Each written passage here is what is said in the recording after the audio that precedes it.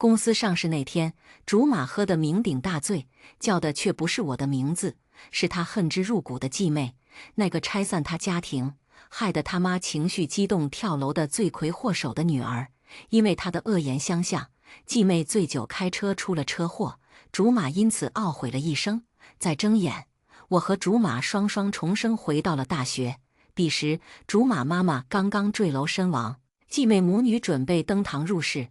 我看着竹马小心翼翼地将继妹抱在怀里，哑声道：“只要你平安地待在我身边，什么都不重要了。”我勾唇嗤笑，随即跟爸妈说换个联姻对象。这一世，他也没那么重要了。顾廷安，你要知道，爱情是这个世界上最不讲理的东西，只有不被爱的那个人才是小三。所以，我妈没有错。他只是太爱顾叔叔了而已。周遭熟悉的喧闹声让我意识到，车祸后我竟然重生到了顾廷安妈妈葬礼这天。前世听到江童这番话后，顾廷安握紧双拳，声音低沉到了极点：“果然是小三的女儿，你和你妈一样不要脸。”就这样，葬礼结束，顾廷安和江童彻底成了死对头，我则一直陪在他身边，用我自己的方式对他好，帮他走出阴霾。直到公司上市那天，喝醉酒的顾廷安对着我喊江童的名字，一字一句，满是悔恨和痛苦。童童，我错了，我不该咒你去死，对不起，你回来好不好？我什么都不要了，我只要你，童童，我爱你。听到最后那3个字，我如遭雷劈。我对他20多年如一日的陪伴，成了一个彻头彻尾的笑话。他爱了江童那么多年，那个害死他妈妈的女人的孩子，江童的妈妈拆散了他的家，他也让江童拆散了我和他的家。我对顾廷安满腔的感情在这一瞬间冷却。这一世，在众人愤怒的视线里，顾廷安却一把将江童紧紧抱进怀里，脸上露出了失而复得的狂喜。那一刻，我知道他重生了。灵堂上死一般的沉寂，他转头看向众人，一开口，声音带着彻骨的寒意：“你们够了！”最后还是顾廷安的舅舅反应过来，怒斥道：“廷安，你是不是疯了？他们可是害死你妈的人啊！廷安，你是怎么了？你赶紧松开那个女人！廷安，心愿还在呢。”顾廷安闻言，视线在人群中搜索到了我，神色一滞过后，这才放开了江童。倒是江童还没反应过来，怔怔地看着顾廷安。反应过来之后，眸底泛起了一抹玩味。我就站在人群中，静静地看着顾廷安。他蹙了蹙眉，四下看了看，终于意识到了什么，随即他淡淡的开口：“事情都已经过去了，而且人死不能复生，你们就算打死他们2个也无济于事。我妈的灵堂上就别闹了。”江童也已经回过神来，他那张明艳的脸总是那样张扬，看着顾廷安对大家说：“我还是那句话，爱情无罪，所以你们不要道德绑架我妈。况且我亲爱的哥哥都这么说了，那就让我和我妈好好拜祭逝者吧。”说完，又和他妈对视了一眼，母女2人像是在用只有他们2个自己才懂的眼神在交流。顾廷安的舅舅没有再发脾气，但还是冷冷地下逐客令：“你们2个给我滚出去，别逼我叫保安。”江童却有恃无恐一样：“是吗？哥哥，你希望我走吗？”顾廷安眸底的情绪翻涌着，缓缓归于平静。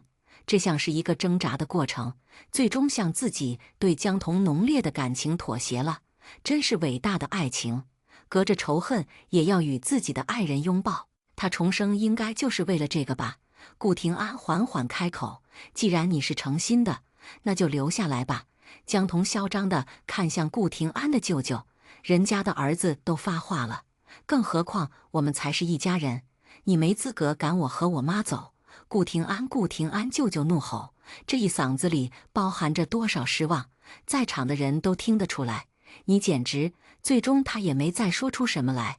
顾廷安带着江童和沈杰去拜祭他妈，沈杰就在顾廷安母亲的遗照前鞠了3个躬，便再也没有别的表示了。没有一个杀人凶手配在死人面前站着，而顾廷安让沈杰做到了。我默默呼出一口气。走上前冲着灵堂鞠了3躬，默哀3秒钟，起身离开。该做的我已经做了。顾廷安要追求真爱，那就让他追求去吧。我还真想看看顾廷安和江童是怎么百年好合的呢。我和顾廷安是青梅竹马，从小2家人就给我们定下了婚约。我爸妈认定了顾廷安这个女婿，不仅和顾氏集团展开紧密合作，更是帮顾廷安的父亲在顾家站稳了脚。顾廷安的地位在顾家那些支系中自然也水涨船高，逐渐稳定。他几乎已经是顾氏集团未来的接班人了。顾廷安的父亲在外面一直有女人，然而就在去年，他和沈洁搞在了一起。这个沈洁和外面那些女人不一样，不甘心只做顾廷安父亲的情妇，于是带着女儿上门逼宫，最后逼死了顾廷安的母亲。顾廷安一开始是很恨那对母女的，但江童一直纠缠着他，曾经还信誓旦旦跑到他面前跟他说：“顾廷安，我一定会向你证明真爱是无罪的，你不信的话，可以试试啊。”说完还扫了一眼顾廷安旁边的我，笑得灼灼动人，明艳如春日桃花。江童长着一张美艳的脸，的确很美丽，性格也火辣大胆，确实很吸引男人。但只有顾廷安不能被包括在那些男人里，不是吗？我不知道顾廷安到底是什么时候爱上江童的。沈洁一而再再而三地骚扰他的母亲，江童就在这期间一次又一次向他证明真爱无罪。或许就是在这个过程里爱上的，总之结果就是这样。顾廷安真的很下贱。前世，江童在顾廷安母亲葬礼之后没几天就醉驾死了。那天，顾廷安突然找到我，将我按到墙上，疯狂地吻落下来的时候，我的心脏几乎要从心口蹦出来。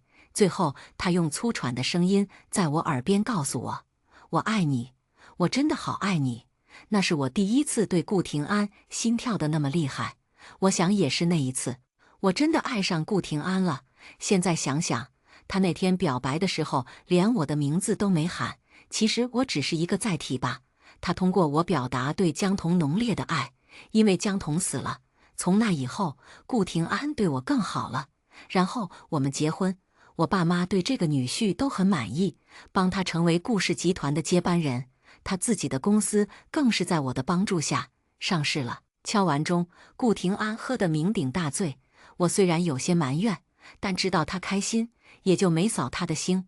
可他一路上他都在遗憾地喃喃自语：“今天是我这一生最风光的日子，为什么你不在我身边？”我还以为他想到了他妈妈，直到他对着我喊江童的名字，我把他拽到浴室的花洒下，用凉水猛地往他脸上冲刷。顾廷安，你睁开你的狗眼，看清楚我是谁。顾廷安坐在墙角，睁眼看我，视线渐渐清晰。他突然站起来：“你不是江童，为什么你不是江童？陪在我身边的应该是他。”然后顾廷安这个颠公竟然死命把我拽进车里，用江童死亡的方式结束了我和他的生命。我请了3天假，彻底适应了重生后的生活。回到学校的第1天，我就听到大家都在议论顾廷安和江童。好友盛雪一看到我进教室，就立刻冲过来，把我拉到了侧楼梯，压低声音问我：“你这2天休息好点了吧？”我点头，盛雪脸上露出愤愤的表情：“你说你不舒服，这2天我也没敢问你，顾廷安和江童到底是怎么回事啊？顾廷安不是你的未婚夫吗？”他左右看了看，声音压得更低了。而且顾廷安他妈不是刚死吗？他怎么还有心情跟江童腻腻歪歪的？我轻笑：“你觉得顾廷安配得上我吗？他就是个贱种。”那当然配不上。盛雪想都没想就回答，然后慢半拍反应过来，欣慰一笑：“咱们是美美的小富婆，就应该独美。”就在这时，前面的讨论声传了过来：“真的好羡慕江童，顾廷安对他真好。你看他俩如胶似漆的。”顾廷安看江童的眼神都跟要拉丝似的，之前怎么不见他俩这么腻歪？我记得顾廷安之前很讨厌江童啊，一直都是江童对顾廷安死缠烂打。你都不知道顾廷安看他的眼神多吓人，像要把他杀了一样。这叫因爱成恨。江童说是因为他之前太傻了，不知道珍惜顾廷安对他的好，所以顾廷安才怨他的。但顾廷安确实是一直在等他回头，只要你回头就会发现，我一直都在。哇哦，好浪漫啊！可是我怎么记得顾廷安和心愿是一对呀？对呀，还有心愿。随着那两人的嘀咕声越来越近，两个女生也看到了我，脸上瞬间露出尴尬的表情，却又看向我的身后，双眼睁得更大了。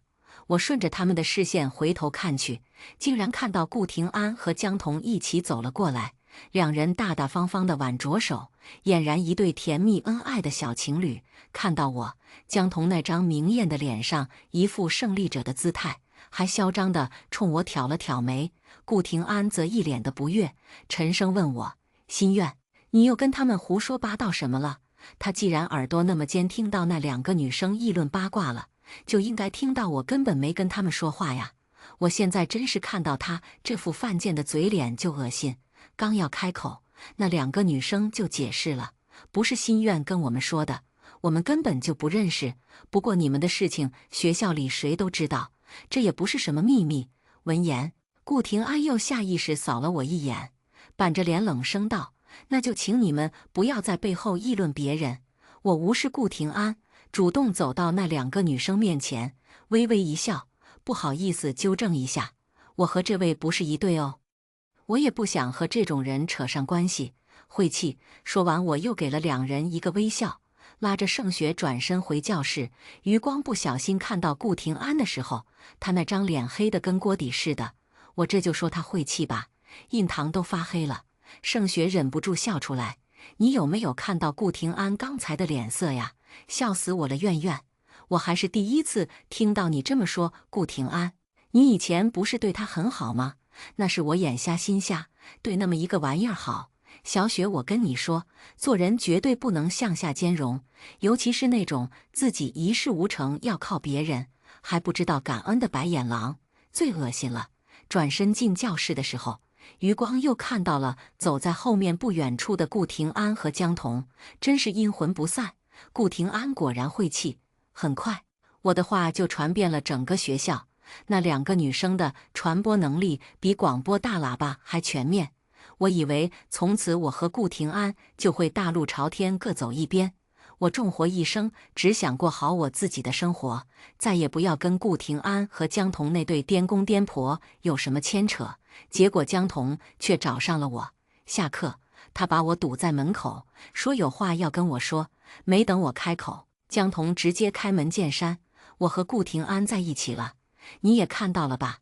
我不希望我男朋友有什么绯闻，况且你们两个根本也没什么关系。长辈定下的婚约根本就不能作数，这都什么年代了，早就恋爱自由了，包办婚姻可是犯法的。”我没有言语，等着他的下文。江童突然笑了出来，眸底带着一丝不屑：“我知道你对顾廷安有意思，可他偏偏喜欢的是我，你一定很恨我吧？甚至觉得我是你们之间的小三。顾廷安说过他爱你吗？没说过吧？但是他说过他爱我，就在昨晚，在我的耳边说了一晚上。所以，心愿，不被爱的才是小三。你如果还对顾廷安有意思的话，那你可真就是小三了。”我再没等到他的下文才开口：“你喜欢顾廷安是你的事情，不要把我拽进你们两个的感情里，还给我安了一个小三的身份，想证明你们两个情比金坚呢？那不用证明，你们两个确实很贱。我也希望你们两个锁死呢。”江童被我对得一时之间说不出来话，这已经不是第一次了。之前我就帮顾廷安的妈妈对过沈杰和江童，对得他们哑口无言。作为新氏集团的接班人，从小就接受精英教育，现在让我坐到商场的谈判桌上，我都镇定自若，甚至可以大杀四方，更别提一个小小的江童了。他真的太把自己当回事了，也太把顾廷安当回事了。彤彤说：“曹操，曹操到！”顾廷安焦急的喊声从远处传来，我循声看去，就看到顾廷安大步跑过来，一脸的焦急和担忧，一把将江童护在怀里，防备地盯着我。我在心里默念一句傻逼，头顶传来顾廷安不分青红皂白的质问声：心愿，你跟彤彤说了什么？我张了张嘴，刚要说话，就被顾廷安打断了。是我舅舅他们让你来找彤彤的吧？心愿，你以为你是谁？还真当你是我未婚妻了？我家的事情轮不到你来插手。他低沉的声音严肃而冷硬。心愿，我告诉你，我爱彤彤，我好不容易能跟彤彤在一起了，我绝对不会再放开他的手。如果再让我知道你对彤彤说了什么，做了什么，我扒掉你一层皮。他说这句话的时候，还危险地眯了一下双眼。我讥讽地看着他，一个靠女人才能走到顶峰的废物，还敢扒我一层皮。我冷笑，正好你滚来了，我告诉你一声，不要跟别人随便说我们两个有婚约，那是长辈定的，我没同意。另外，我会跟我爸妈说，把这所谓的婚约解除，跟你沾一点边我都嫌晦气。我说完转身就走，结果不小心撞到了一个梆硬的胸膛。我揉了揉鼻子，蹙着眉抬头看向面前的人。石眼，他来头可不小。我们两家之所以没有生意上的来往，是因为王不见王。如果说我是京圈公主，那石眼就绝对是京圈太子了。不过因为我们家和石家在生意上没什么来往，所以我和他也不是很熟。没等我开口，石眼却凑了过来，一双潋滟的桃花眼里盛满了笑意。这么说，你要和他解除婚约了？太子这么八卦的吗？跟你有什么关系？你跟他解除婚约？他随意地指了一下顾廷安，然后郑重其事地指向他自己。考虑一下我呗，别的先不说，石眼比顾廷安长得可好看多了。虽然审美是主观的，但美丑却是客观的。石眼长得比顾廷安好看，就是客观事实啊。我微微扬起下巴，无聊。说完我就越过他走了，身后却又响起石眼的声音：还看什么？你的宝贝就在你身边，怎么还一心二用呢？还是说真要扒掉人家一层皮？吹牛是不犯法，而且还挺搞笑。你继续。哦，对了，我听说你这位宝贝是你继妹吧？他妈还逼死了你妈？啧啧，你可真够伟大的。你妈在天上看着一定很欣慰，她儿子知道主动拱白菜了。石眼说话总是拖腔带调的，带着慵懒的意味，结果一开口能气死人。这嘴比我还毒，我没忍住，扑哧一声笑了出来。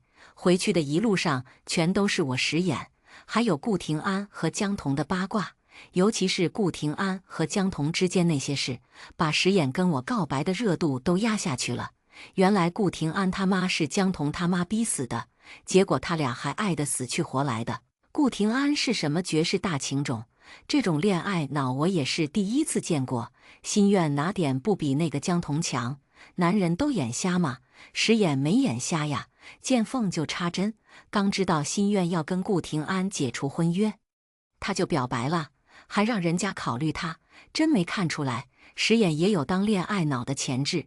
我听说呀，辛家和石家一直都是王不见王。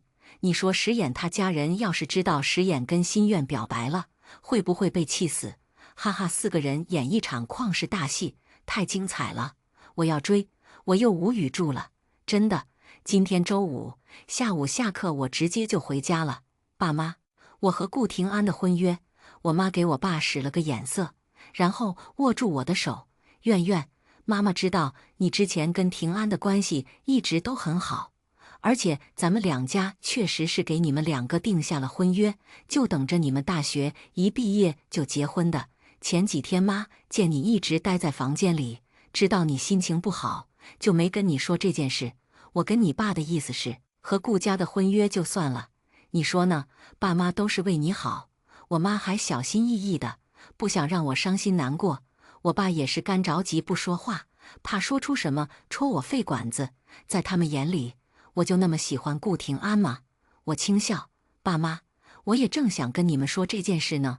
我要和顾廷安解除婚约。这一刻，我在我爸妈眼里都是发光的。说完，我就上楼去换衣服了。和盛雪约好出去玩的，随着人群走了一会儿，我和盛雪终于挤进了我们平时去的那家酒吧。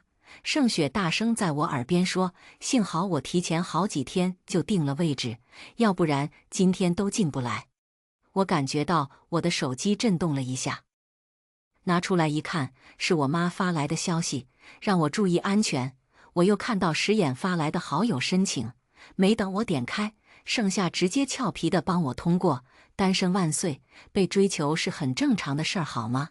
石眼似乎一直守在微信里，我这边刚通过，他那边的消息就过来了。石眼，心愿女士，我是石眼，在此我要郑重向你宣布，我喜欢你，从现在开始我要追求你。他又问我，你现在在哪儿？出去玩了吧？盛雪突然晃我的胳膊，我直接一个定位甩给石眼，将手机锁屏。你看那儿，盛雪指着不远处，灯光忽明忽暗，但我还是看到了，是顾廷安和江彤，他俩似乎在吵架。快快！盛雪拽着我挤进人群过去，终于来到了吧台前，然后我就听到顾廷安的低吼声：“跟我回家。”江彤化着大浓妆，不耐烦都写在脸上：“你有毛病啊！今天圣诞节，大家都在外面玩，你要回家就自己回去，少管我。你是我女朋友，我就要管你。”顾廷安再次攥紧江彤的胳膊：“我告诉过你，不让你喝酒，你怎么就记不住？”江彤用一种看神经病的眼神看顾廷安：“喝不喝酒是我的自由，你管得着吗？”顾廷安，你该不会真以为你是我男朋友，我就要什么都听你的了吧？江彤，你到底懂不懂？我不能再失去你，绝对不能！顾廷安的喊声冲破了酒吧内的电音音乐，所有人都朝他那边看去。顾廷安根本不管那些人，捧起江彤的脸颊就吻了上去。江彤很明显怔住了，但很快就反应过来，踮起脚尖，搂住顾廷安的脖子，深深的回吻，像是冰与火的相撞，最后火将冰融化。顾廷安也因为江彤彻底融化了他的冷漠，两人吻得难舍难分，激情四射。这要是有张床，恐怕周围还有人起哄。江彤松开顾廷安的唇，侧头看了眼那些人，在人群中看到我的瞬间，他似乎有点惊讶，下一秒就对我笑了出来，再次踮起脚尖吻上了顾廷安的唇。盛雪也踮起脚尖附到我的耳边：“妈呀，我第一次看到亲的这么恶心的！”我用肩膀撞了他一下，笑得肚子都疼了。走吧，我拽着盛雪去了他订好的卡座。很快，服务生就把酒水都送上来了。我的鼻尖突然充斥着一股浓烈的酒气，来自上一世，来自顾廷安。脑海里车祸来临时的画面一闪而逝，死亡逼近的感觉将我包围。我一把握住盛雪去拿酒杯的手，力道似乎很大。盛雪被我吓到了。怎么了？你这是？脸怎么那么白？我摇摇头，没事，然后十分认真地看着他。小雪，你答应我，以后千万别随便把自己灌醉，喝酒之后千万别开车，喝一点都不行。盛雪这才松了一口气，我还以为你怎么了呢。放心吧，我有司机。我又看向吧台那边，顾廷安和江彤的吻还没结束呢，不过这会儿看的人没有刚才那么多了。他不让江彤喝酒，应该是害怕江彤醉驾，像上一世那样死了吧？按时间算也快了，不过这一世江彤应该不会死。正当我全身心放松下来，跟盛雪开心干杯的时候，石眼来了。我这才想起来之前给他发过定位。石眼将2份精致的礼盒递给我和盛雪：“圣诞快乐。”盛雪毫不客气地接过：“哇，还有我的份啊！我可听说你跟我们苑苑告白的事情了呀。”石眼的桃花眼里漾着令人目眩神迷的笑：“当然有你的份了，闺蜜就是娘家人，有的闺蜜比娘家人还不好搞定。”盛雪故意拿巧，我确实不好搞定啊，但还是打开了礼盒，是一条卡地亚手镯。石眼又将我面前的小盒子往我面前递了递：“谢了。”我接过来打开，拿出里面的，这是……我看着在我眼前晃悠的东西，又看向石眼。盛雪起身，撅着屁股凑过来看石眼：“这是什么呀？”石眼看着我咧嘴笑：“平安符，我求来的。”我心下一顿，盛雪却十分嫌弃地说：“不是，你送我都送几万块一只的手镯，送院院就这样，这是什么？你的心意，这可是我自己求来的，当然是我的心意了，里面都是我的诚心。石眼说完才看向我，虽然表面上看上去依旧吊儿郎当的，眼神却很凝重。谢谢，我很喜欢这份礼物，我会一直带在身上的。我说完，将平安符放进了包包里。石眼在我身边坐下，跟我隔着一点距离，没有太远，扫了眼桌面上那些酒。石眼还是那副轻描淡写的语气，还是少喝点酒吧，好玩的东西很多，不一定要喝酒，是不是？我也点头，对对，不要喝这么多酒。程雪，他似乎在纳闷，怎么今天的人都不让人喝酒？回去的时候是石眼开车送我和盛雪的，他没喝酒，坚持要送我们。送盛雪回家之后，车子里就剩下我和石眼了。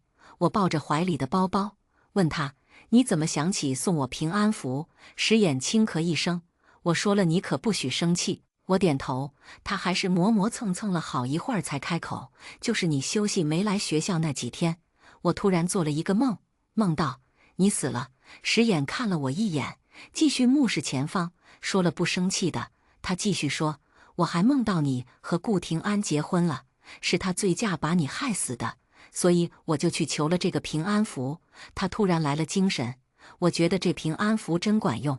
你上学就直接跟顾廷安解除婚约了，他开心就好。圣诞节之后就是元旦，寒假也来了。放假前一天晚上，石眼在微信上问我：“你寒假有什么计划？”去北欧度假。我回复：“我要去我们家公司实习。”石眼：“正好，我也去公司，没准咱俩还有机会合作呢。”我呵呵干笑了2声。你又不是不知道，我爸跟你爸是死对头，咱俩怎么可能合作？石眼：“我爸是我爸，我是我，你也是你，我才不和他说绕口令呢。”放下手机，我拿过一边的电脑，将我记下来的一些赚钱的新兴产业列下清单发给我爸妈。第二天早晨在餐桌上，我爸跟我说：“你的计划我看到了，你有兴趣的话就去干，我给你投钱，正好你也该实践锻炼了。”我点头。未来几年直播带货火得一塌糊涂，多少人靠着这个发家致富，头部网红也比2、3线明星赚得多了。前世我也凭着灵敏的商业嗅觉，第一批吃上了带货的福利，这一世就更不可能错过了。说实话，我以为顾廷安也会像我这样做呢，但我的公司都成立了，他那边还是什么动静都没有。哦，还是有动静的，最近他和江彤天天吵架，这是他舅舅告诉我的。他舅舅还来跟我抱怨，放着你这么好的女孩不要，非要那个小贱人。这才几天的功夫，他们2个就天天吵架，吵完又好好玩又吵，他的心思都在那个小贱人身上了。我这个外甥算是废了，我就安静的做个倾听者就好了。他突然看着我：“苑苑呢？他俩长不了，等廷安跟那个小贱人分手了，你还愿意给他一个机会吗？”我抿了抿唇。我还喊你一声舅舅，是看在屈阿姨的份上，她生前对我真的很好。但是顾廷安配不上我，他听完也没生气，还点了点头。你说的没错，那小子是配不上你，我对他也不抱有任何希望了。看得出来，他说的都是真心话，而他的态度绝对也是顾廷安外祖那边亲戚的态度。他和江彤在一起，实在是太伤他们的心了。顾廷安不管是在顾家还是在屈家，都不是最出色的。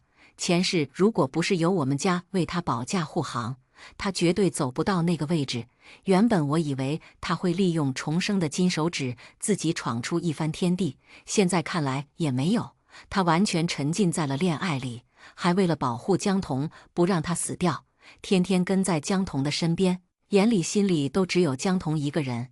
我终于可以不用担心他抢占我的市场份额了。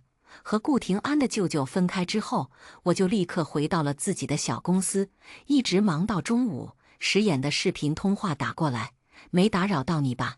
大企业家，借你吉言，我很快就会成为大企业家的。”我毫不谦虚，他怎么在外面还穿着厚厚的羽绒服，全身上下包的就只露出一双眼睛。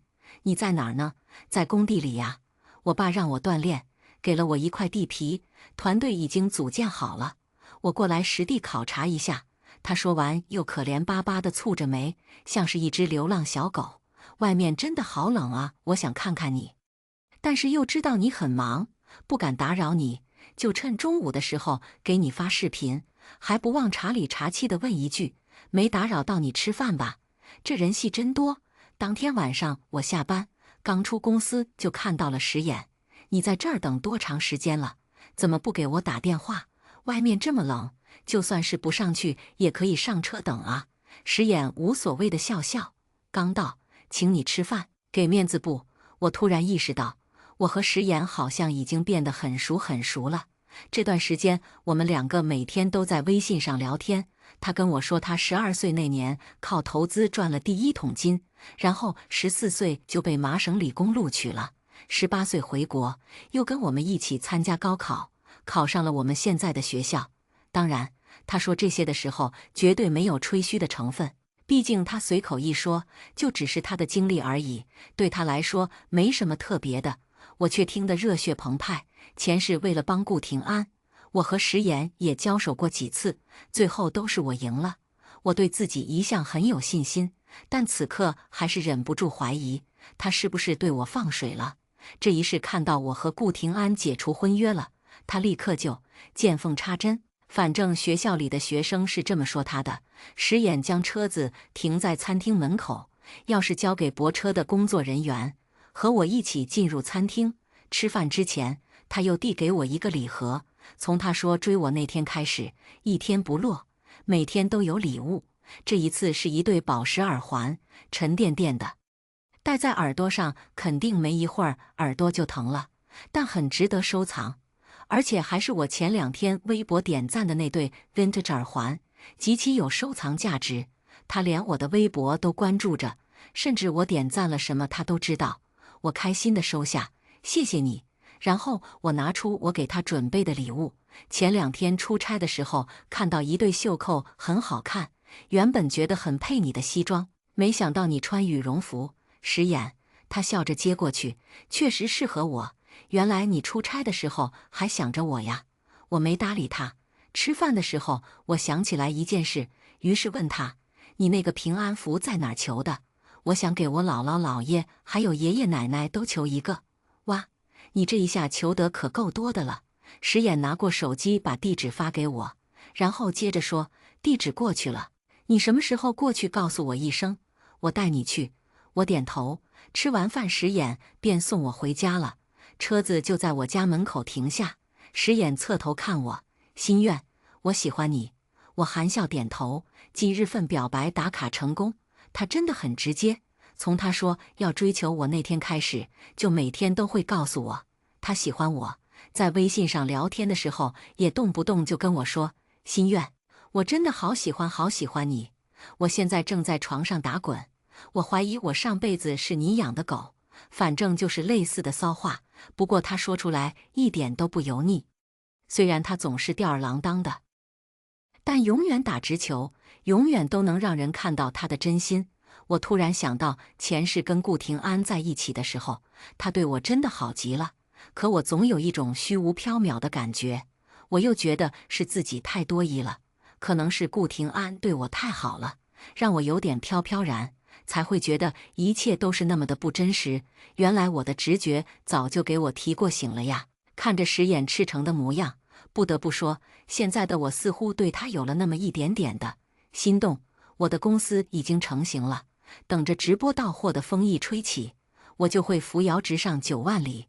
这天我爸还给了我一张邀请函，这个酒会去的人还挺多的，你也别天天就埋在公司里，出去社交，就当轻松一下了。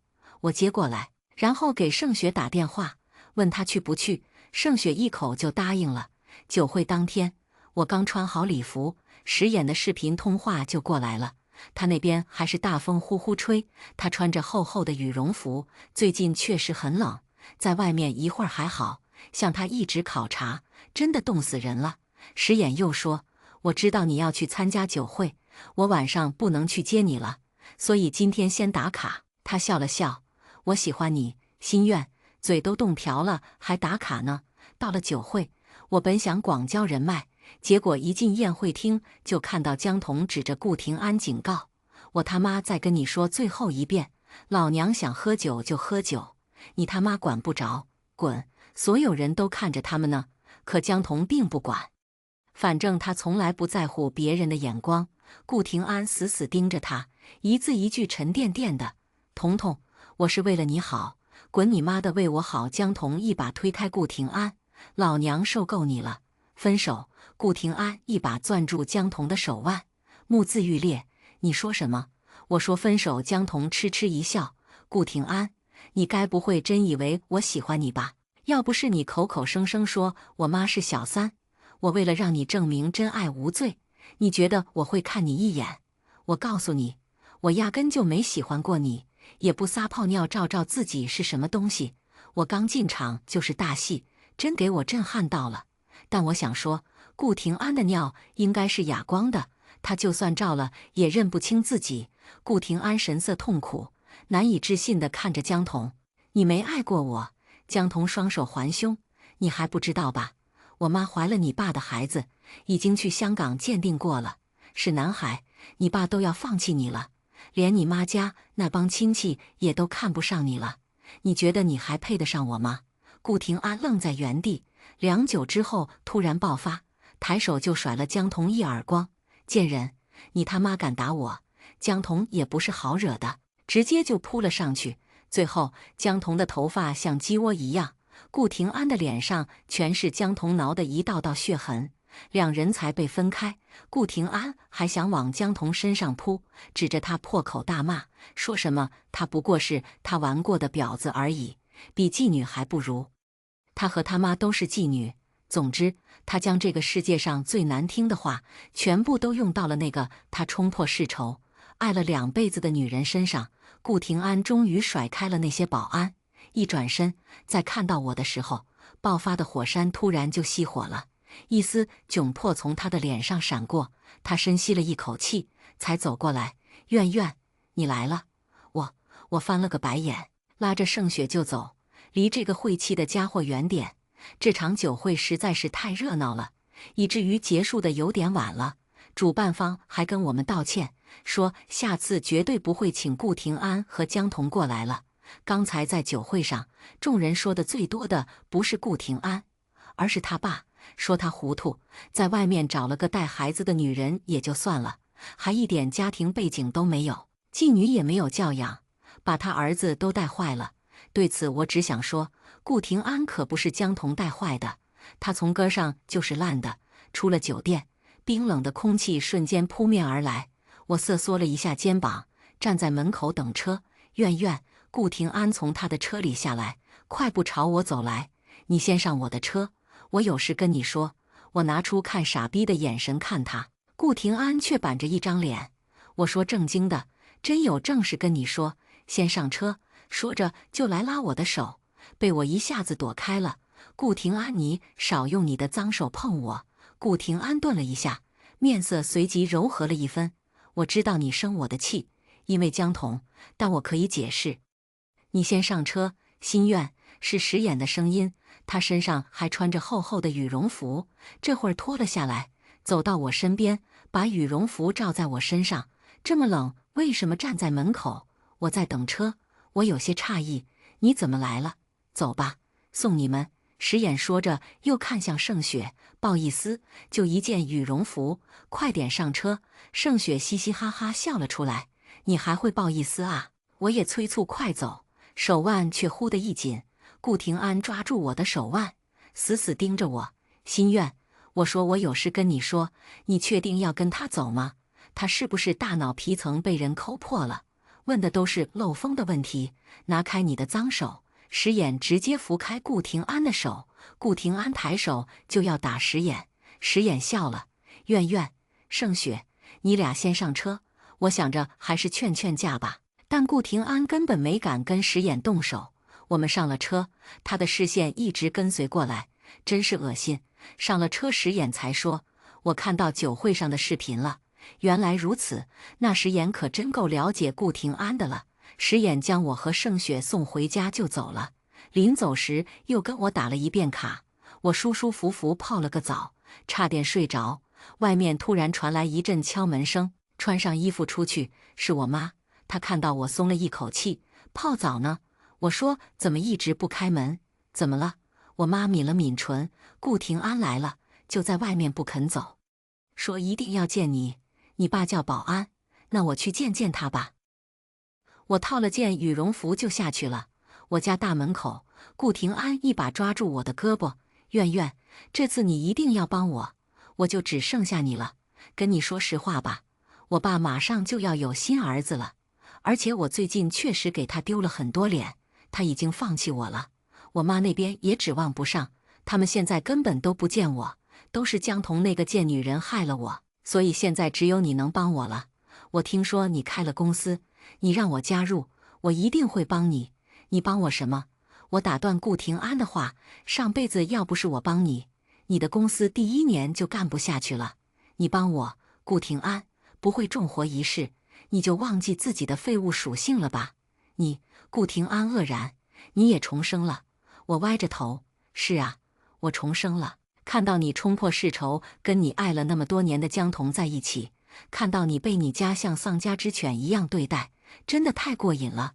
消息早就传出来了，从江童在酒会上说他妈怀了儿子开始，顾廷安就已经狗屁不是了。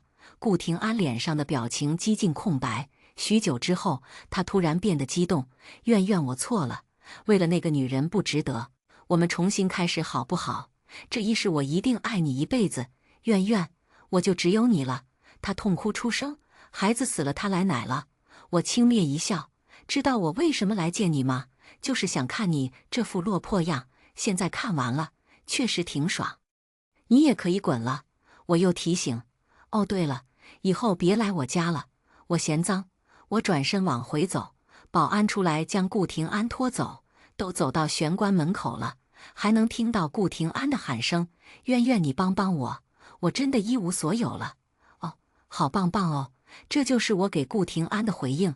沈洁真是个厉害的女人，不知道给顾廷安他爸吹了什么枕边风。顾廷安真的回不去顾家了，曲家那边他也回不去了。一个连自己母亲的死都不在乎的孽种，谁能接受这种人？那心是有多大？我已经好久都没听到顾廷安的消息了。有一天群里疯了似的，我点开一看，这才知道顾廷安开车把江童撞死了，是真的死了。这一世，江童不是醉驾死的，是被顾廷安撞死的。沈洁怀着孕去医院认尸的时候，顾廷安又开车撞了上去，他重伤住院。沈洁和顾廷安他爸当场死亡，这个人真是疯了。出院之后，顾廷安就直接被转送了看守所，等着上庭呢。最后判下来的结果是死刑。我接到电话，说他想要见我最后一面，我拒绝了，看都不想看他一眼，实在是太晦气了。顾廷安被执行死刑那天，我收到了一封信，是顾廷安写的，开头就是“无爱心愿”这4个字，差点没给我恶心吐了。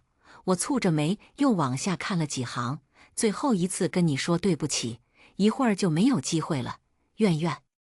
我现在才知道上辈子有你在我身边，有你爱我有多么幸福。如果可以，我希望我还能回到上辈子，我一定会好好珍惜你。我们会有自己的孩子，一个可爱的女儿，我们一家3口。我只看到这里就看不下去了，实在是太恶心了。还他爱我，他只是认清了江童的真面目而已。他爱谁？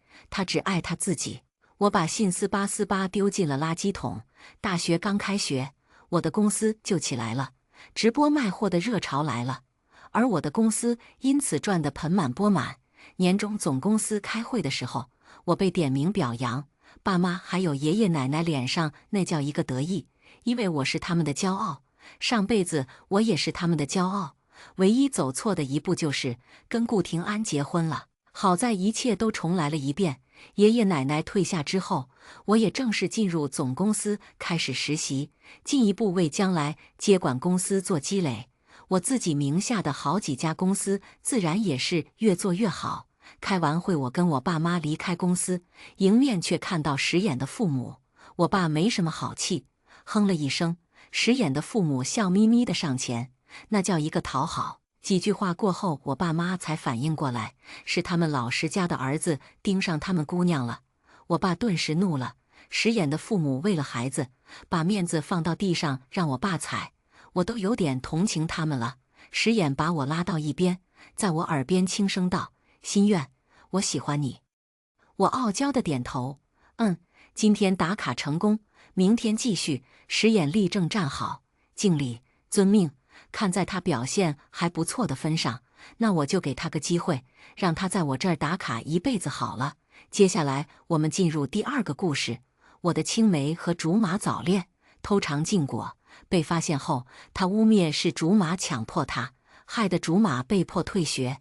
我不忍心竹马就此颓废，便帮他补课，助他重新考上重点大学。多年后，他功成名就，回来求娶我。我以为他是真的爱我，也以为这是命定的缘分。可后来那个前青梅闺蜜遇人不淑，被逼着接二连三生儿子，难产死在我婚礼那天。竹马得知后忽然发了疯，一把火点燃婚礼现场，烧死了我，烧死了我的家人。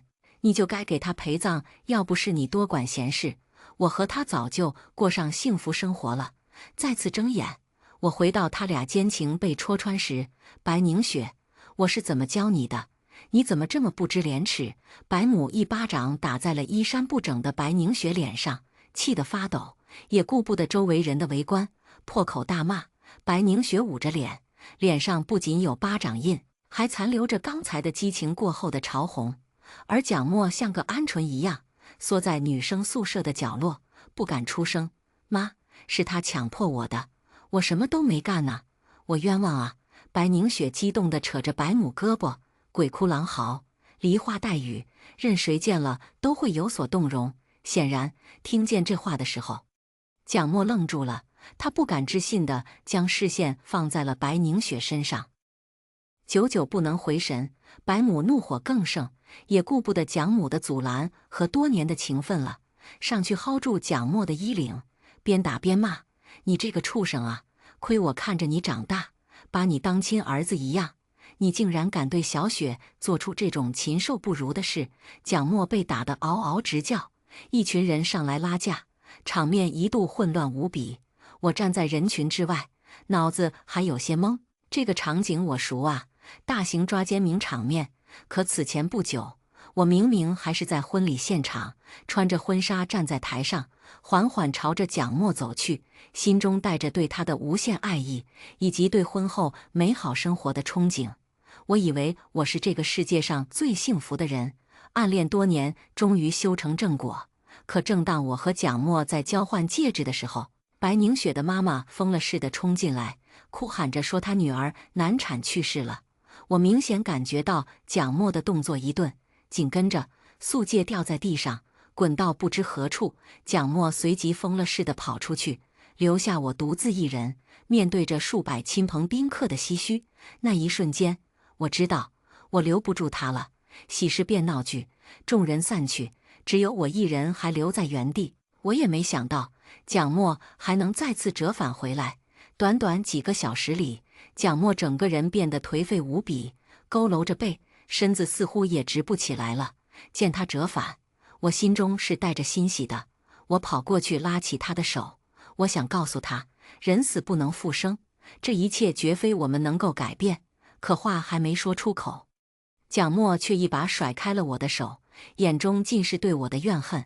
他说：“简之宁，你就该给他陪葬，要不是你多管闲事，我和他早就过上幸福生活了。”什么？我甚至都还没从疑惑和震惊中缓过来，便被两眼通红的他一把推倒在地，我的后脑重重地撞在地上，后脑被妆发上的饰品狠狠戳中，疼痛瞬间袭来，我爬都爬不起。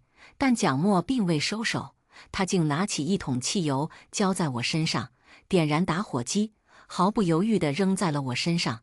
我瞬间被火舌吞噬，比方才更剧烈100倍的火烧之痛瞬间包围了我。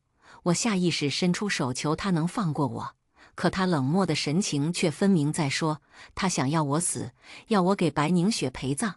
我痛苦哀嚎翻滚，看着蒋默癫狂大笑，眼中映射出的也尽是火光。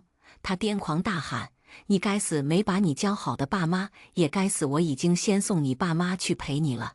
哈哈，不，明明我什么都没做错，这一切本与我无关。我甚至担忧蒋默被勒令退学，从而一蹶不振，利用了我所有的时间给他补习，帮着他一步一步走出阴霾。好心凭什么遭到这样的报应？这是老天爷对我擅自插手别人因果而给我的惩罚吗？是我错了，许是我的怨念太盛。再睁眼，眼前便是这个改变我一生的转折点，我重生了。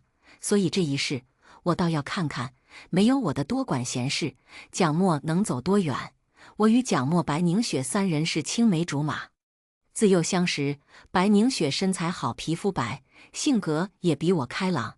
蒋默对她动心也是正常，但他们是什么时候搞在一起的，我并不知道。我知道他们两个暗通款曲，也同样是在这个被家长捉奸在床的场面下。上一世，我在人群中虽然是看客，可内心倍感煎熬，因为三个人里，我也是早早对蒋默动心的那一个。可我是个胆小鬼，我甚至都不敢吐露真心，只能打着友情的旗号与他们相处，就像小时候一样。而现在，我看蒋默的眼神里只剩下恨。恋爱脑这种东西就该丢掉。上一世，白凝雪之所以结局悲惨，那都是自己做的，是她偏要嫁给户口是农村的那个男人。农村不可怕，可怕的是重男轻女的封建思想在那家人的脑子里根深蒂固，他们非要生一个没有皇位能继承的太子出来。所以嫁人以后的白凝雪被逼着一直生孩子，最终遭遇难产大出血，这是白凝雪的不幸。可蒋默凭什么把这一切怪在我的头上？哦，是了，当初确实是我担心蒋默就此颓丧，疯狂帮他补习来着。蒋默他妈更是打着补习才是正事儿大事儿的旗帜，关着他，不让他出门去找白凝雪。可笑的蒋默还一直等着白凝雪主动来找他，给一个解释，解释他为什么在东窗事发以后骗人甩锅。这才是真正的恋爱脑啊！看不清白凝雪的本质，遇到突发情况就可以毫不犹豫倒过来诬陷别人的人，又能是什么好东西？直到蒋默被学校开除，陷入艰难境地，即便家人不让他去找白凝雪，他也仍是说白凝雪这么做是情非得已。难道他们没有手机没电话吗？随便用个通讯工具解释下很难吗？很可惜，白凝雪从未就此解释过一句，也从未找过他。无能的人也只能把过错推到别人身上。白凝雪是，蒋默也是，可恨我上一世眼瞎，看错了人。蒋白两家妈妈将场面闹得越来越大，就连我们主任和校长都被请来了。蒋默蜷缩在地上抱着头，白母大概是打累了，要让蒋母给个交代。但蒋母似乎也没想到自己儿子能做出这种事来，所以一边打着蒋默，一边哭着不停质问他：“你确定是这样吗？你说实话呀！”这话很明显，蒋母并不相信，她觉得自家儿子是个窝里横，不可能有这么大的胆子。但实情如何，只有蒋默和白凝雪自己知道，当然还有我。蒋默一直沉默不语，白凝雪抽抽噎噎，一脸紧张地瞟来瞟去。呵，说谎的人最怕被拆穿了。最终，蒋默一直也没将实情说出来。上一世，我只是觉得蒋默感性大过理性，重活一世，这才看清，这就是个蠢货。白凝雪都不怕赌上他的前程和名誉，铁了心把脏水泼给他了。他竟然还想着替人家隐瞒，甚至还一门心思站在白凝雪那边，仍旧深爱着这个毁了他一切的人，却恨着我这个从泥潭里将他拉起来的人。可笑，真是可笑至极！我紧紧攥紧拳头，让自己不至于在这么多人面前失态。吵嚷间，蒋母忽然将视线放在了我的身上，她一把将我拉了出来，二话不说给了我一巴掌。你们三个人里，你是最聪明最懂事的那个，你为什么不规劝着，让这两人做出这么不堪入目的事来？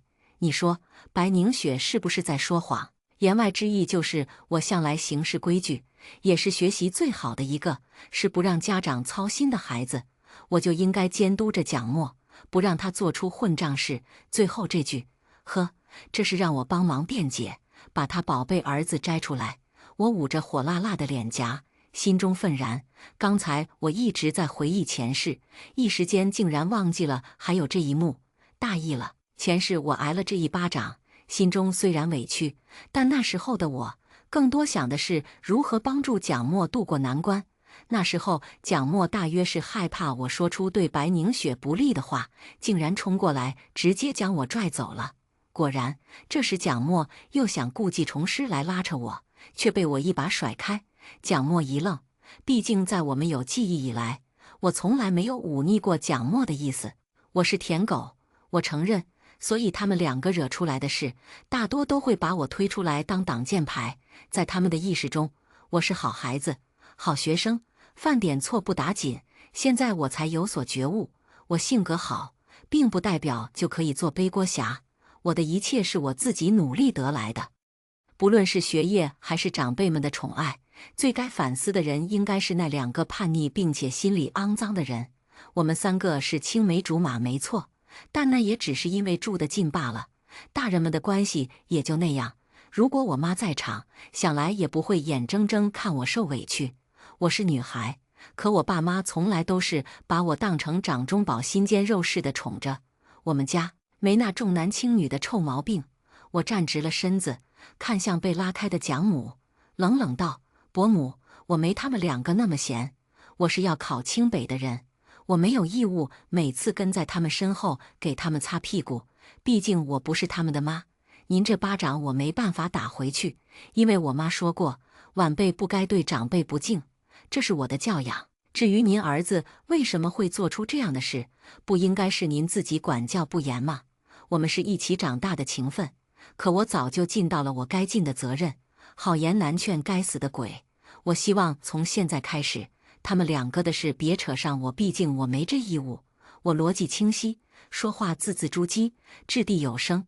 蒋默能有现在的性格，跟他妈也脱不了干系。一个只知道窝里横，一个只知道出了事找别人，从来不在自身找原因。在场的有一个算一个，想道德绑架我，门都没有。蒋默有些生气了，他皱眉看着我，语气强硬：“怎么跟我妈说话呢？你现在怎么还离经叛道了？”他眼底好似藏着疑惑。我冷笑，走到他身前站定：“这是你妈，不是我妈。你跟我发什么脾气？你这么横，怎么不找白凝雪去要个说法？现在知道生气了。刚才被白凝雪诬陷时候，装鹌鹑装的不是挺好的吗？现在我只不过是替自己嘴上讨个公道，就是离经叛道了，还真是笑话。”蒋默顿时被我堵得语塞。我想了想，又补了一句：“但你说的对，我的确不该离经叛道。”话音未落，我将笑容一敛，一个大耳刮子猛扇过去，啪，声音清脆响亮。这还没完，我这人有强迫症，必须要两边一个样，所以对待另外半张脸，我反手又是一记大耳刮子上去。看着那两边瞬间肿胀起来的脸颊，我长呼出一口气，舒坦多了。这是我第一次在人前表露出凶悍的一面，以往大家对我的印象是乖乖女、书呆子、老实头，谁也没见过我这样。周遭顿时一阵寂静。你打我？你怎么敢？怎么可能打我？蒋默也被我打懵了，脸上满是震惊和更深的疑惑。良久，蒋母那边才反应过来，一声尖叫，冲我露出凶狠表情：“小贱蹄子，你干什么？”说着冲过来，扬手又要打我。但这次我有所防备，抓住他扇过来的蒲扇大掌，强忍着扇回去的欲望，回头冲着校长喊：“校长，你就任由校外的人来打我吗？您再不帮忙，我就让我妈给我转学。学霸在学校是有特权的。”校长二话不说，让保安把蒋母拉开，虽说也呵斥了我两句，让我注意影响云云。不过在我看来，都是无关痛痒的场面话。清华北大的苗子难得，巧了，我是其中之一。他还指望着等我考个清北，回头拿我做宣传，提高入学率呢。我轻飘飘掸掸衣服，看着蒋母，皮笑肉不笑道：“伯母，我这可是在用您对我的方式来规劝他呢。您打我不是挺顺手的吗？怎么，我学您的方式去规劝一个比我大有自理能力、有独立想法的成年人，您这怎么还不乐意了呢？怎么着？打你儿子你心疼，打我就不心疼呗？”我将声音扬得老高，说的对面的蒋母讷讷无言。周遭忽然响起鼓掌声，从稀稀落落转为满场欢呼，是那群看热闹的同学。说得好，自己儿子犯错舍不得打，反倒去打人家不相干的小姑娘，不要脸，一家子不要脸。被一群人说着，蒋默和他妈脸上一阵红一阵白，像极了小丑。我大大方方朝周围的人颔首微笑，随即转身离开。这里本不该有我的事儿，偷吃禁果的事儿，处理结果和上一世一样。蒋默被学校开除，白凝雪的名声也没好到哪里去。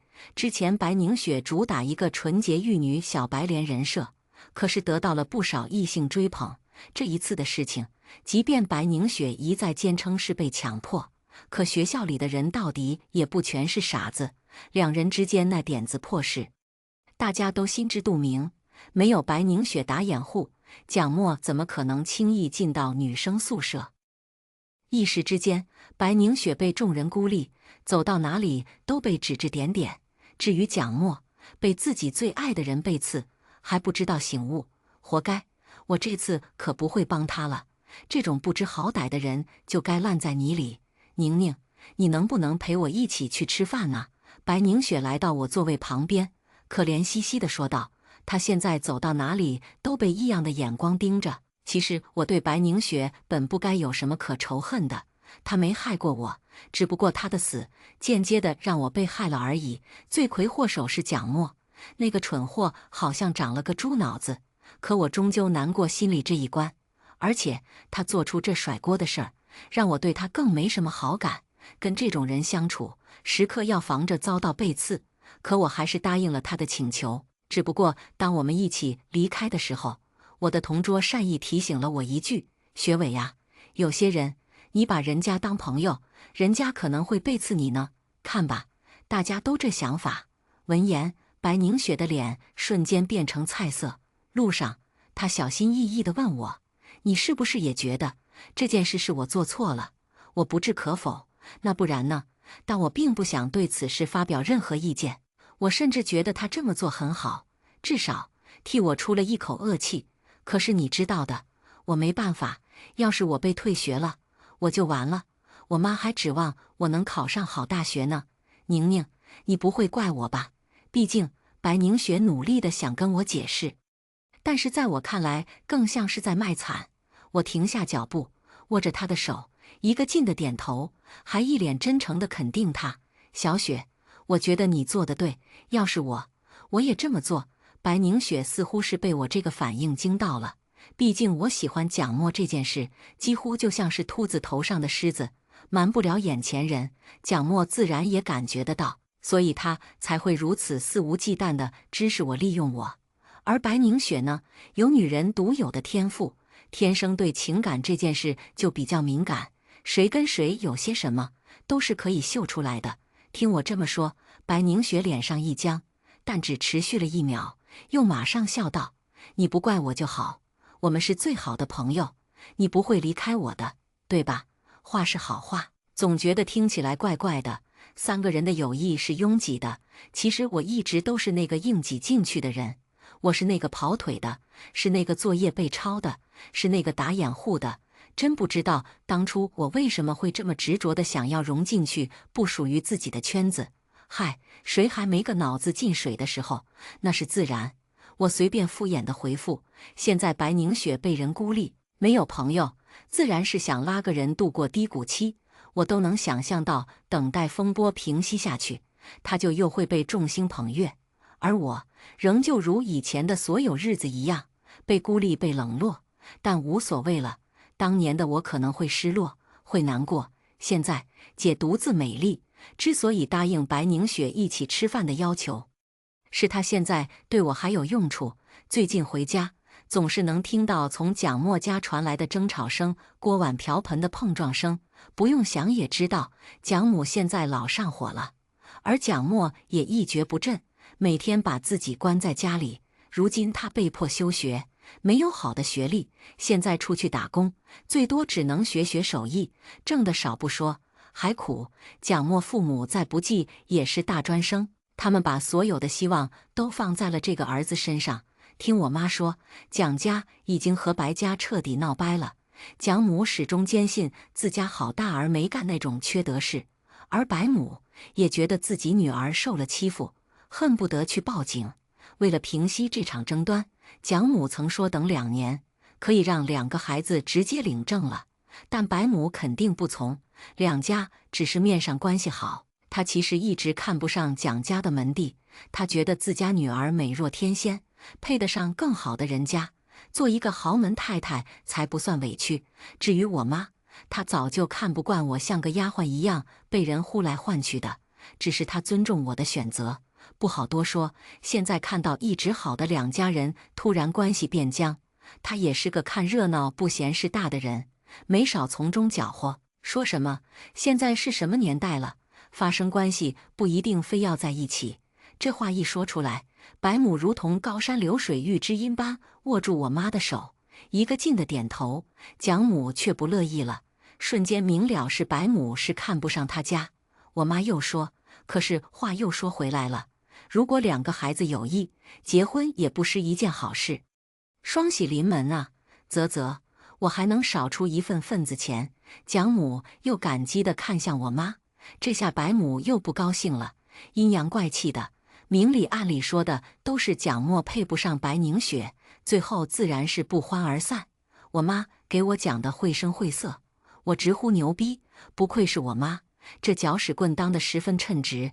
最后我妈语重心长地告诉我，千万不能恋爱脑，说我学习好，未来可期，可不能随随便便被别人的破事儿耽搁了。如果是上一世，我会觉得唠叨，会叛逆的开始生气，会打断他躲进房间里找清静。可现在我却明白，只有我爸妈才是真的爱我，才会无条件的爱我。上一世我妈其实很反对我和蒋默结婚，但又不忍我伤心，最终还是妥协。这辈子我不会让二老再伤心了。我含泪看着我妈，一个劲的点头。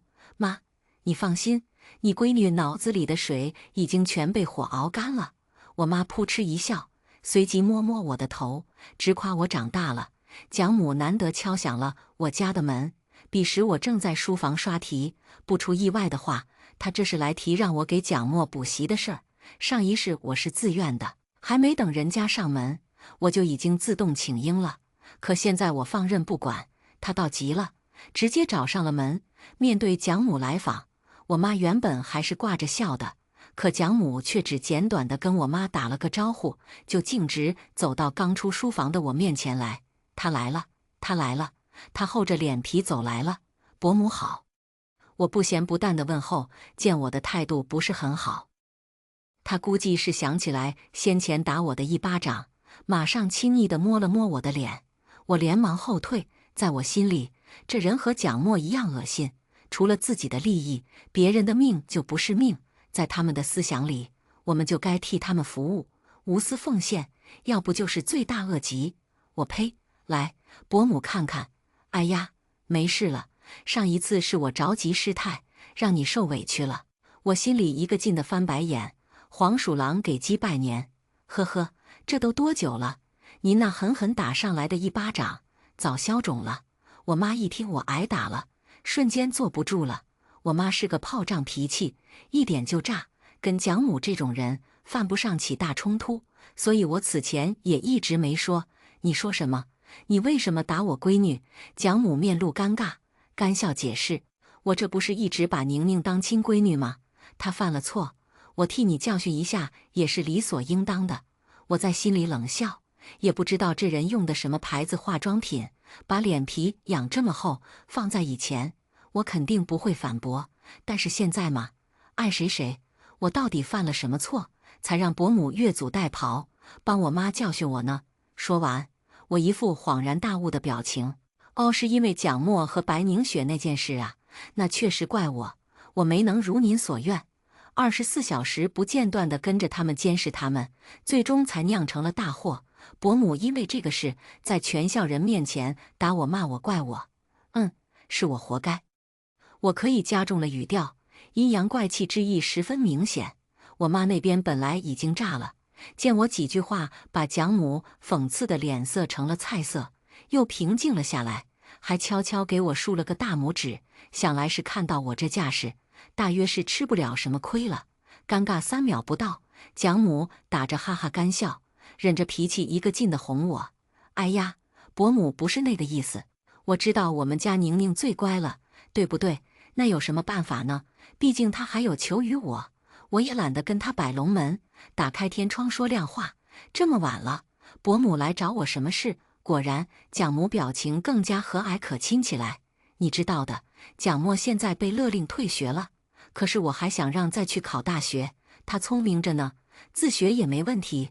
你呢，就去给他补个习吧。话里的意思是求人，可被他说出来，却更像是命令。求人，还摆出一副高傲的姿态。怎么着？你儿子是太子，我能给你儿子补习，还是我前世修来的福气是吧？呵，我家宁宁马上高考了，自己的时间都不够用，恐怕腾不出时间来给你儿子补习。我妈立刻接过火力，没好气的直接拒绝。果然，只有自己的妈才会关心自己的孩子。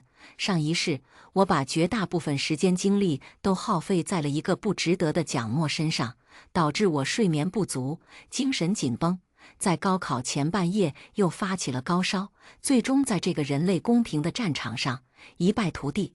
而蒋默却凭着我耐心地帮他把那些知识点掰开了、揉碎了，给他喂进去，又给他画出的知识点，最终考上了一个重点本科。而我又不想跟他分开，只能在他大学的城市里选了个2本院校。那时候的我，脑子里的水可真多呀。蒋母一听这话，当下黑了脸。瞧你这话说的，宁宁和蒋默青梅竹马的，不会连这点小事都不帮吧？况且他给我儿子补习，还能自己复习加固一下知识点呢，这多好啊！我们当大人的呀，也别总是替孩子做决定，你不如问问宁宁的意见，看她这样子，10有8九是吃定我一定会同意的。关于我喜欢蒋默这件事，看来早已是大家心照不宣的秘密了。我究竟做了什么事，让所有人都觉得我能为了蒋默能够付出所有？甚至在上一世，我每次给蒋默补习完以后，只能拖着疲惫又饥饿的身体回家。蒋母不仅连口饭都不留我吃一顿，甚至连句辛苦了都没有。请家教1个小时还几百块钱呢。我赌上我自己的前途，去换了蒋默光明的未来。凡是稍微明点事理的人，都会知道高考前夕个人状态有多重要。我们会有很大的压力，除了复习，还要养精蓄锐，保持精神不紧不松，将状态保持在最佳。眼前的蒋母倒好，打着巩固知识点的旗子来满足自己的私欲，我真是给他们脸了。伯母，我妈说的对，您不如请个家教吧，我实在没时间。我当然直接拒绝。当然，爸妈要脸，我倒也没把话说的那么难听，得给大人留点体面。可蒋母显然不这么想，脸瞬间拉长，面沉似锅底，脱口而出：“请家教不得花钱吗？瞧瞧，这是人说的话吗？感情我就是一个免费劳动力呗。”我冷笑：“我也要钱啊，伯母。您如果按照请家教的钱来请我，那我就能抽出点时间来，不是心疼钱吗？要我做免费的劳动力，那不能够。”蒋母被我这话刺激到了，噌的一下起来，情绪激动。我要有那闲钱，就请专业家教了，还用你这个黄毛丫头？这女人嘴比脑子快。我倒是波澜不惊，不生气，只是微笑。我是乖孩子吗？不能学泼妇骂街。只是我妈已经炸了，一边把蒋母往外推，一边骂骂咧咧：“那你就去找专业家教，去您儿子文曲星下凡。我女儿教不起，慢走不送滚球。”随着门被重重关上，我妈气得不停吐槽，中心思想就是蒋母也忒不是个东西了，竟然把我的宝贝乖乖囡囡当成免费劳动力使唤，脸嫩大胚她也配。我连连点头附和。啊，对对对，这群人的真实嘴脸，我算是看清了。上辈子我是多蠢呐，被他们这么对待，还一门心思的真心付出，真要被自己蠢哭了。安抚好我妈的情绪，我收拾收拾心情，回到书房继续备战。这一次，我一定要赢下这场战斗，把上一世的遗憾弥补了。次日返校，我那个看不起白凝雪的同桌突然拉着我，神秘兮兮地告诉我，有一个大瓜等着我吃。我被他拉到楼梯间，拐角花园处传来熟悉的声音，是白凝雪。你说简之宁啊，那就是一个蠢货。这种家长嘴里的别人家的孩子，我就喜欢抢走他的一切。我知道他喜欢蒋墨，但我偏偏就要把他喜欢的人睡了，让他难受。至于蒋墨，不过是我计划里的一环罢了。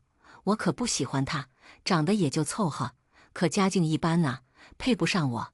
我妈说，我生来就是要去当豪门阔太太的，一股怒火直逼天灵盖。我本以为白凝雪不过是间接害死我的人，却没想到所有罪恶的开端竟然是他。他竟然会恨我到这种程度，就只是因为我从小学习比他好，是所有家长口里的榜样，也是他从小就因为长得好看备受宠爱。但自从上学以后，他好像就只剩下好看了。我终于知道上次同桌对我说的那话是什么意思了。我感激地看着他，他只是笑了笑，又给我发了一堆视频，随后离开，深藏功与名。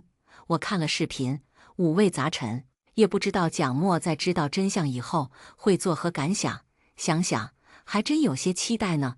高考日很快到来，做好充分准备的我丝毫不怵。估分时，我略略一算，过700了，妥了。我接下来只需要筹上清华还是北大了。我和同学好好庆祝了一番。听说白凝雪破罐子破摔，一破到底，连300分都没考到，专科都上不了。至于蒋墨，压根没参加高考。我听着挺开心，蒋墨不好，我就好。回家路上，久违的蒋墨突然冲出来，发疯一样的握着我的肩窝，眼圈乌青，眼神阴鸷。这一次，你为什么没有帮我？我顿时愣怔，脑子里瞬间闪过一个念头，原来蒋墨也重生了。难怪之前他看我的眼神里有那么多疑惑，想来是在疑惑我为什么没有如前世那般像个傻子一样帮他。那很好，新仇旧恨可以一起算。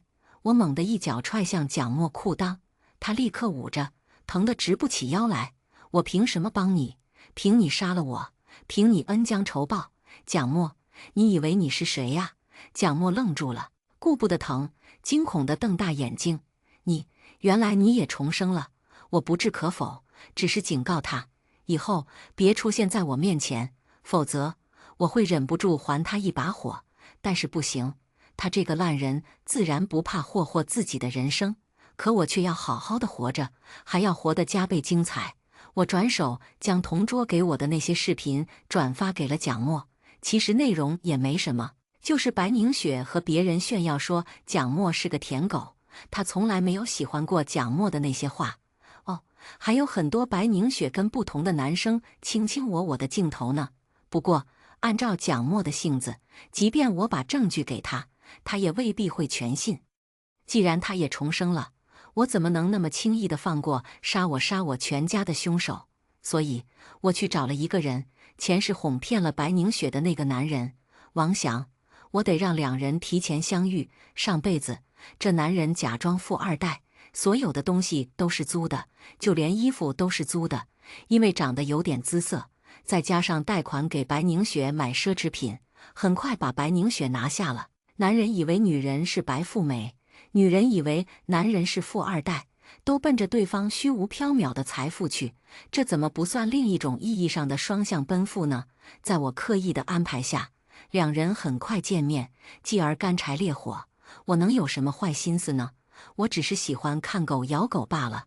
我们全家人的电话都快被招生办的老师给打爆了，全家都沉浸在喜悦里。我爸嚷嚷着要摆酒，我妈开始向七大姑八大姨宣告好消息。我笑看这一切，心中很是满足，能让爸妈开心就好。上辈子是女儿让你们操心了，但很快一个炸裂消息生生压下了全家的喜悦。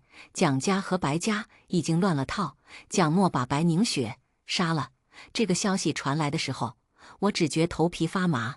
白母哭天喊地地跪在蒋家门口，让他们家给个说法，因为蒋默只被认定是过失杀人，判不了多少年。事情的起因，听说是蒋默撞上了白凝雪和男人开房，就疯了一样冲上去，抓着白凝雪质问他为什么背叛自己那个男人，正是我牵线引来的王祥。白凝雪正得意自己即将嫁入豪门，并且对蒋默也没感情，便直接说出了真相。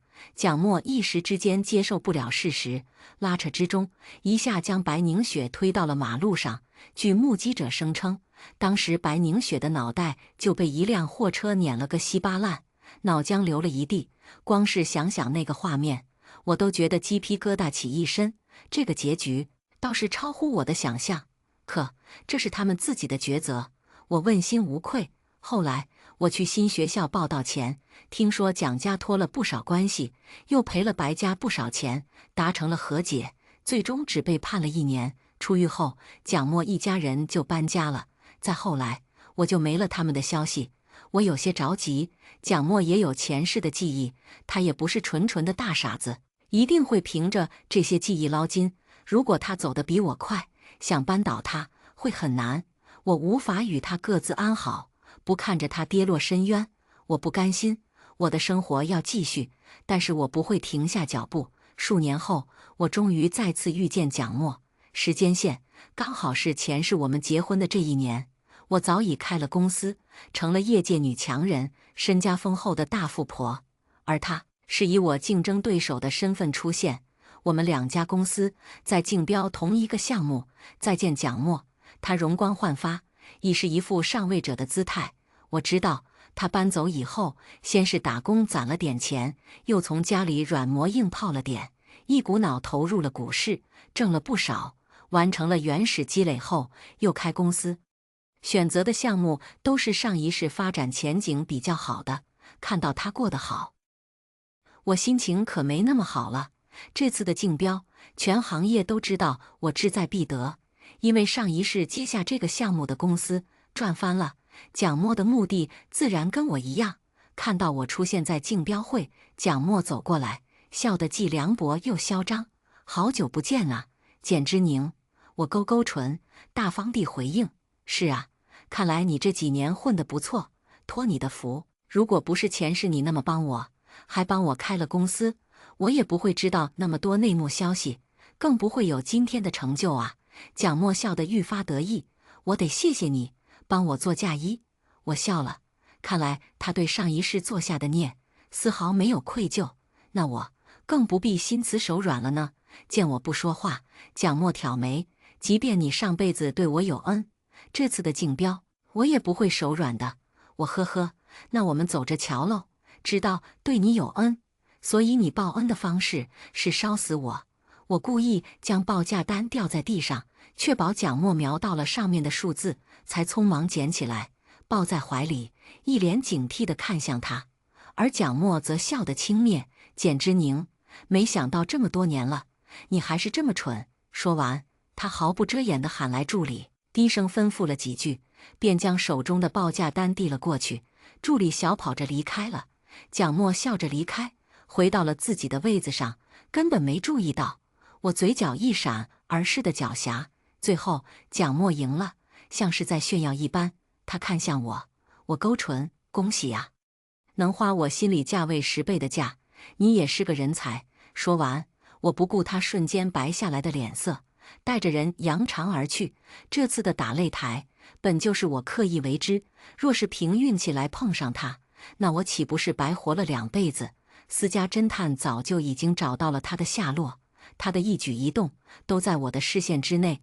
蒋默挣每一笔大钱，开公司那么顺，都有我暗中助力。没有我，他恐怕都没资格站在我面前。我承认，他有那么点小小的运气，可是，在天赋面前，这点运气根本不够看。今天的竞标会相遇，也是我一手安排的，消息就是我派人放出去的。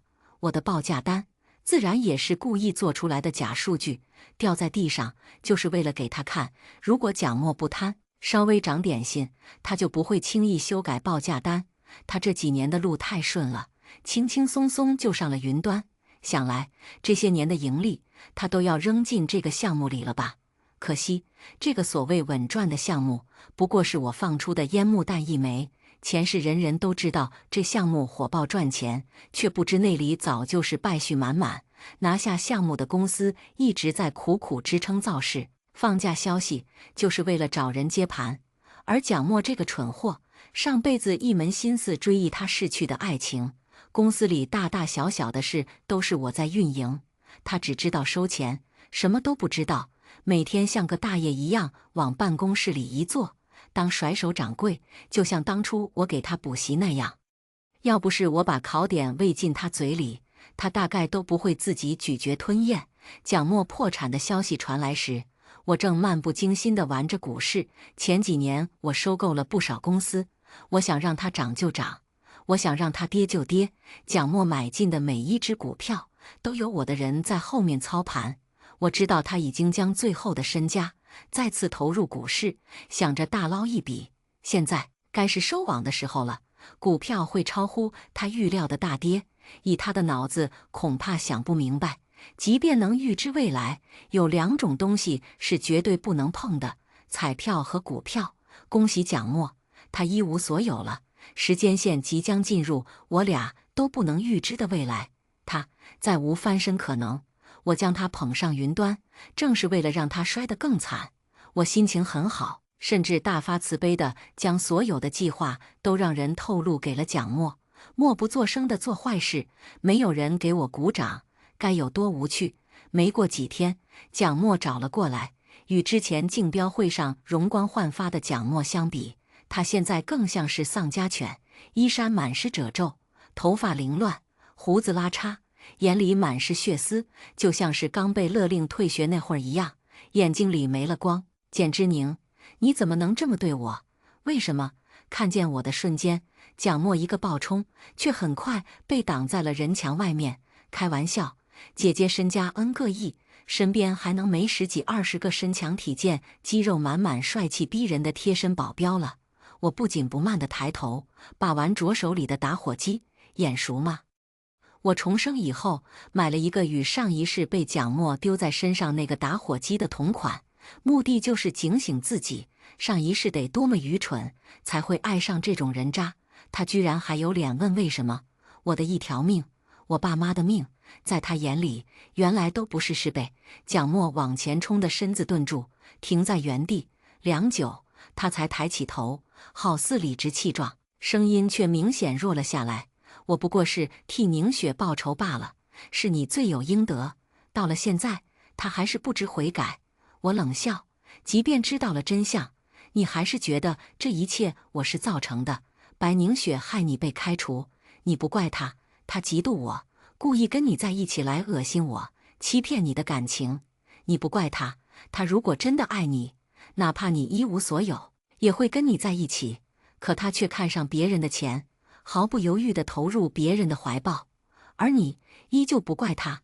可我为了你放弃了大好前途，你怪我。我从小喜欢你，任你差遣，为你洗衣做饭。你怪我帮你创立公司，为你的公司忙前忙后，让你可以心安理得地享受生活。你还是怪我，为了你嘴里我莫须有的罪，你杀了我，杀了我的父母。你有今天的下场，竟然还不觉得自己是罪有应得？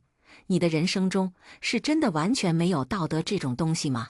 我越说越气，年少时懵懂无知的喜欢，糊了我的心我的眼，竟让我至死才反应过来，我曾爱上的是怎样一个人渣，被我一通输出。蒋默低下头，久久不语。许久，他终于抬头，语气也放缓了不少，眼底充满希冀以及算计。宁宁，你原谅我吧，这一次我不会再伤害你了，我们重新开始好不好？我想，这大约是我这几年听过的最好笑的笑话。原谅，想得美。如今的我，即将问鼎本市首富，而他一无所有，一屁股外债，血海深仇，他觉得无所谓，我可不会。你哪来的勇气，觉得我会原谅你？我看向蒋默，一脸嘲讽。现在看来，他真的太一般了，还不如我身边的保镖。怪我年少时对他的滤镜太厚。蒋默瞬间失去表情管理，一脸焦急。当初是我被猪油蒙了心，被白凝雪那个贱女人蛊惑了。现在我才知道，只有你是真心对我好的，宁宁，你还爱我的，对不对？我没忍住笑了，懒得再说，朝保镖一摆手，保镖立刻将蒋默拉了出去。多跟他说一句话，我都觉得浪费唾沫。没过多久，热搜炸了。远郊一处废弃仓库发现一具被烧成了炭的男尸，目前正在进行身份确认。我看了一眼日期，时间线刚好来到前世婚礼那日，我被烧死的那一天。蒋默被活活烧死的感觉如何呀？只怪你贪心，借了那么多高利贷，我能忍着不触犯法律？暗黑势力能放过你吗？这一刻，我浑身轻松，好似长久套在身上的枷锁终于没了。此后，我要去过好只属于我的人生了。晚上，我妈打来电话，说看到蒋母了。如今的她精神恍惚，已经不大认识人了，疯疯癫癫的，只是蹲在以前住的门口大哭，嘴里喃喃着说什么没了，什么都没了，报应啊，都是报应啊！我妈被吓得不行。以前二老舍不得老街坊，一直住在原来的老房子里，但是现在蒋母这种精神情况，说不准会做出什么过激的事情来。那栋充满回忆的居民楼也早该远离了。第二天，我就重新买了个大别墅，与二老举家搬迁。未来的我，或许能遇到一个懂我、爱我、欣赏我的人，与他相爱、相知、相守；又或许我会一个人过下去，可那又怎么样呢？如今的我，有钱有闲，一个人过，照样可以逍遥自意一生。今天的故事就分享到这里了。如果您喜欢这个视频，请为我点个赞和订阅。如果您有任何建议，都可以在评论区留言告诉我。我们下期视频再见。